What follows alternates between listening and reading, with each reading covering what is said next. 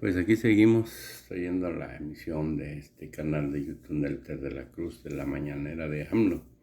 No se les olvide darnos su like aquí abajo la campanita. Seguimos, las preguntas están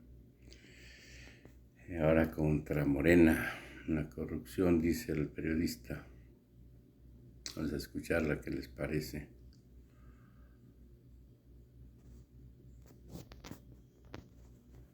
Hubo dos casos, uno muy mencionado de Durango, donde el grupo parlamentario Morena aprobaron una deuda para el gobierno por más de 7,244 millones de pesos, aprobado con artimañas corruptas al mero estilo de las mafias del poder.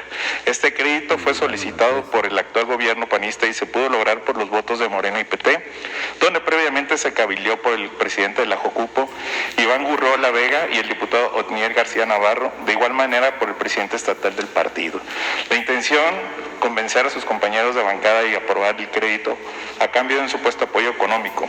El modus operandi del régimen del poder fue que, llegado el momento de la votación por el crédito, los dos diputados, recalco sus nombres, Iván y Otniel, se salieron del recinto legislativo para no votar ni a favor ni en contra de la petición millonaria del gobernador. Me entró curiosidad por el tema porque ellos dos fueron nombrados a esos dos cargos por el propio Mario Delgado. Me sorprendió las tácticas puras de corruptos neoliberales. Los diputados presidentes traicionaron a sus compañeros diputados, a sus partidos, a los valores de la Cuarta Transformación por actuar sin escrúpulos pensando en un bienestar particular. Considera si es adecuado que sean sancionados por su propio partido. Y en el segundo tema de actos de corrupción, como periodista, como interlocutor de la sociedad y a su investidura, presidente, le hago saber sobre la información que nos hicieron llegar del ahora actual gobernador de Baja California Sur, Víctor Castro, donde un sector perteneciente a las filas de Morena se sintieron agraviados por el anuncio que diera en una reunión para la cual reproduzco el audio y el video que nos hicieron llegar sobre este tema. Y quiero en este momento informarle, el compañero Narciso Agúndez es nuestro compañero asesor del gobierno de Baja California Sur. Nos va a ayudar oficialmente. Yo le pedí que me ayude. Su experiencia, un hombre humilde, a pesar de que lo que hayan dicho, yo estoy orgulloso de la amistad y del respeto que le tengo. Bueno, en este sentido, señor presidente, ese sector de la sociedad asegura que el gobernador les mintió, los traicionó al haber denunciado como a su asesor, Narciso Agúndez, es gobernador del estado por el PT, y leo un fragmento del Diario Universal, y cito: el tema nos indican que en el 2012 el petista fue acusado de peculado, aunque resultó absuelto por la justicia tras estar preso 7 meses. Hay versiones en su contra sobre presuntos acaparamientos de tierra, pero eso no es todo. Los detractores de la 4T no dudaron en recordar que hasta usted propiamente, presidente, acusó en su momento a Narciso Agúndez de traidor y prianista tras su detención. Ahora bien, presidente, el gobernador Víctor Castro en campaña supuestamente prometió llevar a su ejemplo en realizar una consulta popular para enjuiciar a exgobernadores y exalcaldes municipales del estado. Hasta el momento no se sabe qué le pasó y se hizo ojo de hormiga sobre este tema, y tan mencionado el tema de la deuda que dejó el exgobernador saliente, Carlos Mendoza Davis, a la federación sin justificar el gasto por un aproximado de mayor a los 1,000 millones y medio de pesos. Estas omisiones y acciones afectarán las elecciones del 2022 para el partido de Morena o incluso para la permanencia de Morena en el Ejecutivo Federal. Presidente, ¿cuál es su punto de vista de esta primera pregunta? Bueno, pues son asuntos que tienen que ver con Durango y con Baja California Sur. Si hay un comportamiento inmoral, los militantes de los partidos pueden acudir a las instancias que existen para que se hagan investigaciones, se sancione a los responsables. Entonces, es un asunto que corresponde a los partidos. En el caso de Durango, investigar por qué votaron a favor del incremento de la deuda, si hay justificación sobre esto. Es importante saber en qué se va a usar el dinero. Históricamente se cuidaba, porque así lo establece la Constitución, de que todo lo que significaba deuda tenía que destinarse a inversión, a obras y a programas que pudieran ser auditados. Por eso era relativamente fácil saber cómo se habían endeudado los gobiernos. Entonces se tiene que saber con qué propósito se solicitó esa deuda, que puede ser para obras en beneficio de Durango, y entonces no está mal si no tiene recursos suficientes el gobierno del Estado. Puede recurrirse a la deuda, desde luego, si tienen posibilidad de pagar, si hay para pagar intereses, el servicio de la deuda, se puede. Y si es para obras, para cuestiones en beneficio del pueblo. A veces son deudas de corto plazo que se contraen mientras llegan las participaciones federales y se pagan. Hay que ver qué tipo de deuda. Lo que también no debe de permitirse, y se puso de moda durante el periodo neoliberal, es de que se endeudaban los estados para tener recursos, pero además del pago de intereses se tenía que entregar una cantidad de esa deuda a los partidos que votaban para que se aprobara la deuda. Habían moches. Acuérdense ustedes, en el gobierno federal, en el Congreso, en la Cámara de Diputados, las partidas de moche, que no se nos olviden, le entregaban a cada diputado una cantidad y a la fracción del partido o de los partidos, a cada fracción una cantidad para repartir, para hacer banquetas supuestamente o pavimentar calles, todo lo que se destinaba a inversión para instalaciones culturales, todo lo que se destinaba para inversión en instalaciones deportivas. Ahí andaban los diputados negociando con sus oficios de autorización que les daba Hacienda, con los presidentes municipales. Mira, te doy esto, nada más que me tienes que dar un moche. Así de vergonzoso era.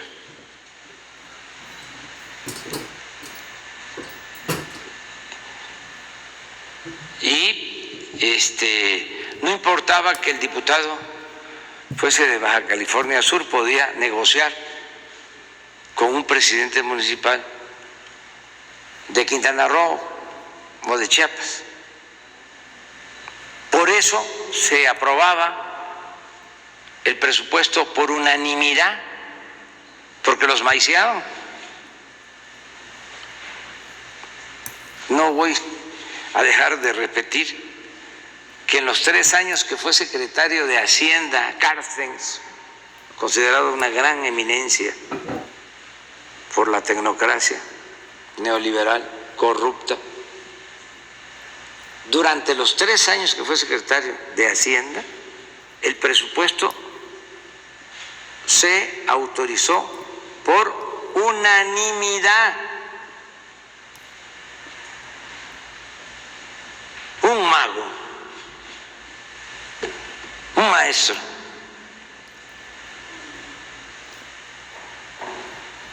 ¿Cómo le hacía? Pues así. Cada vez que se tenía que autorizar el presupuesto, era como un tianguis la Cámara de Diputados. Llevaban hasta comida de los estados, ponían carpas.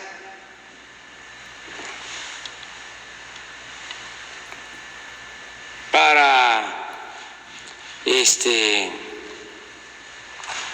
celebrar a los legisladores, con el propósito de que les dieran sus recursos. Y habían gestores, coyotes, más finamente se llaman lobistas, no son más que coyotes, que decían: soy especialista en bajar recursos. Esa palabra o esa frase. ¿En qué trabajas? En bajar recursos. Eran los que hacían ahí la labor. Llegó al extremo de que un gobernador, eso los dejo de tarea,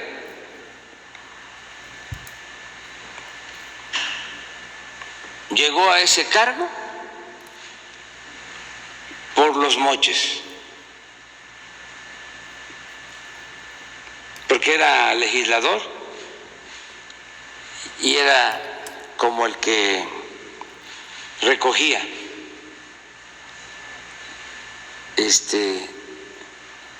todos los moches para repartir,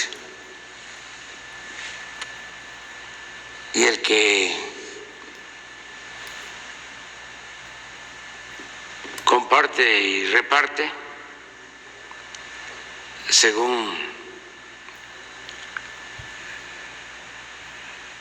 el AMPA de la política se queda con la mayor parte. El que parte y comparte se queda con la mayor parte. Y hay otro dicho así también, de la politiquería, de la mafia, de la política, que cuando se reparte mal el botín, hay motín. Los pleitos muchas veces, antes en la corrupción, se daban porque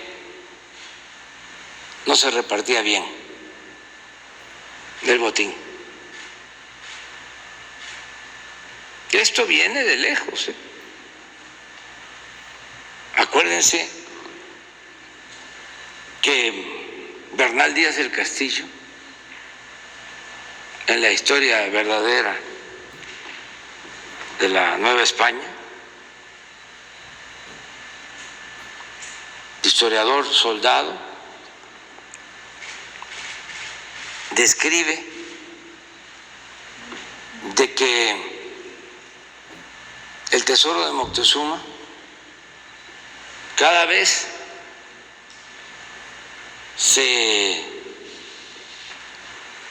reducía más, así lo dice, porque se lo robaban desde la llamada conquista. Y escribe en su historia verdadera de la Nueva España, de que cuando lo repartieron ya no era nada. A los soldados que habían participado en la invasión les había tocado muy poco. Ya los de arriba se habían quedado con la mayor parte del tesoro. Entonces esto viene de tiempo atrás. Por eso siempre digo, y ojalá y lo pensemos, lo internalicemos, las culturas en México anterior a la invasión tenían cosas muy buenas. No creernos de que eran bárbaros y que los que vinieron de Europa nos trajeron la civilización.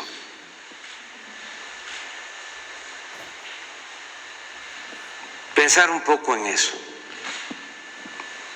porque lo bueno que tenemos en México, sin negar que hubieron aportaciones de 500 años a la fecha,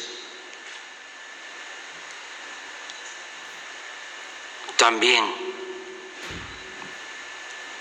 si no queremos decir más aportaciones buenas, en la misma proporción, lo que somos ahora es por nuestros orígenes prehispánicos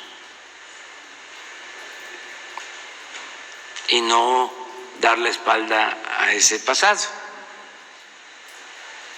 no enterrarlo.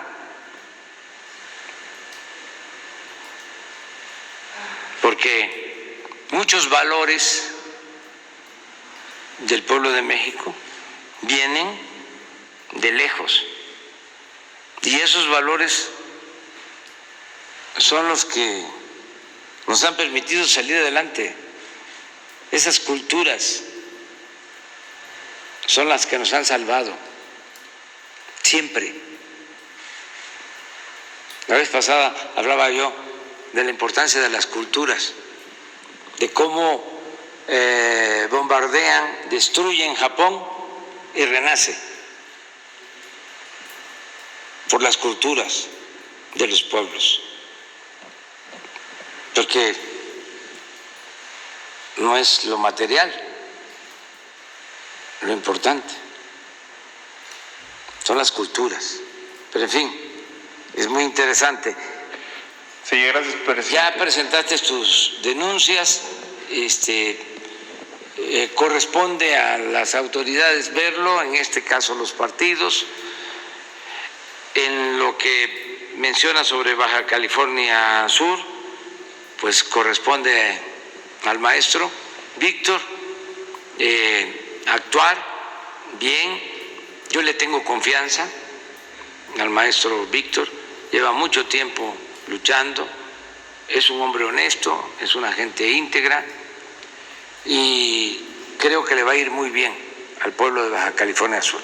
Sí, gracias, presidente. Pues sí, se está viendo el amiguismo, el compadrazgo y el nepotismo en el Estado, pero vamos a seguir investigando a ver la relación que hay con los gobernantes y los funcionarios que llevaremos a la denuncia de esta situación de los nuevos gobiernos.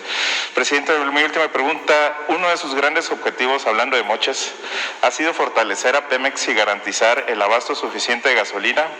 Para ello, Pemex ha privilegiado sus alianzas con empresas gasolineras mexicanas, que son las que proveen la gasolina al público. Hay muchas quejas en el CRE, la Comisión Reguladora de Energía, que es uno de los llamados organismos autónomos al frente de Leopoldo Vicente Melchi García.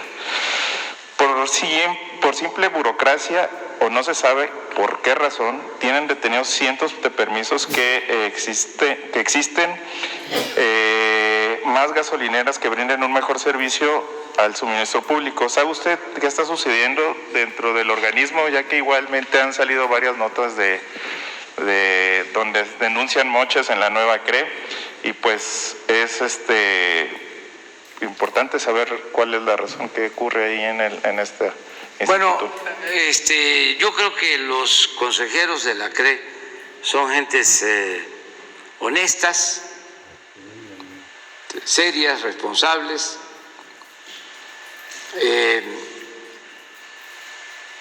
Se pudo cambiar a los miembros del Consejo y todos, mujeres y hombres, son íntegros, son honestos. Puedo estar tranquilo. Sé que no hay corrupción en la CRE, que no hay moches. Anteriormente había un problema ahí y en todos estos organismos, mucha corrupción, empezando por la decisión que tomaron cuando se llevó a cabo la reforma energética de entregar concesiones a diestra y siniestra, permisos de importación para la instalación de gasolineras, para la introducción de combustibles, un desorden. Y en la mayoría de los casos esos permisos no se aplicaron, entraron a una especie de mercado negro en donde se vendían, algo parecido a lo que se hizo cuando entregaron los contratos de las famosas rondas para extraer petróleo. 110 contratos y deben de estar en activo, se deben de estar invirtiendo en 20 cuando mucho. Ya en sentido estricto deberíamos estarlos cancelando, pero no lo hacemos porque van a acudir a instancias internacionales y van a pedir que les paguemos indemnización. Entonces mejor no, que se queden ahí. Lo que hicieron fue venderlos. También hay un mercado negro. Imagínense, se convoca, se licita, se va a entregar este bloque en aguas someras, en las costas de Tabasco, una superficie considerable. Se inscriben quienes tenían influencia, agarraderas, ganaban, pero no para invertir y producir petróleo, extraer petróleo, sino para quedarse con la concesión y luego venderla y ganarse muchísimo dinero. Una vil especulación. Eso fue la llamada reforma energética. Decían, ahí están los considerandos de las leyes, que íbamos a estar produciendo 3 millones de barriles diarios con la reforma energética, porque iba a llegar a raudales la inversión extranjera. Nada. Por eso tomé la decisión desde el principio, no se cancela ningún contrato, porque son tan chuecos que hasta me iban a echar a mí la culpa de que si no invertían era porque yo no los apoyaba o no les permitía que invirtieran o les cancelaba sus contratos. Dije no, todo el apoyo, Pero han pasado 5 años. Y de esos 3 millones de barriles diarios, ¿saben cuántos están extrayendo? 20,000 barriles diarios. De 3 millones que ofrecieron. ¿No es un fraude? ¿No mintieron?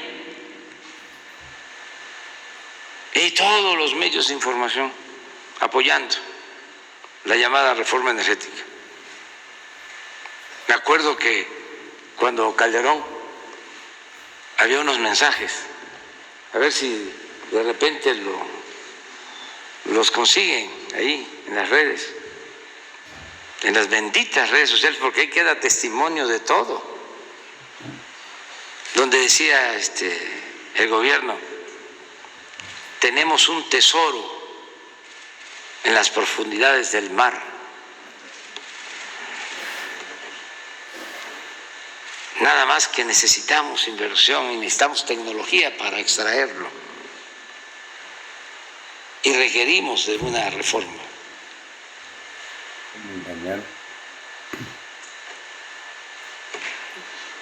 Pues ahí está el tesoro. Hicieron la reforma y sacaron provecho unos cuantos y no se benefició al pueblo de México. Bueno,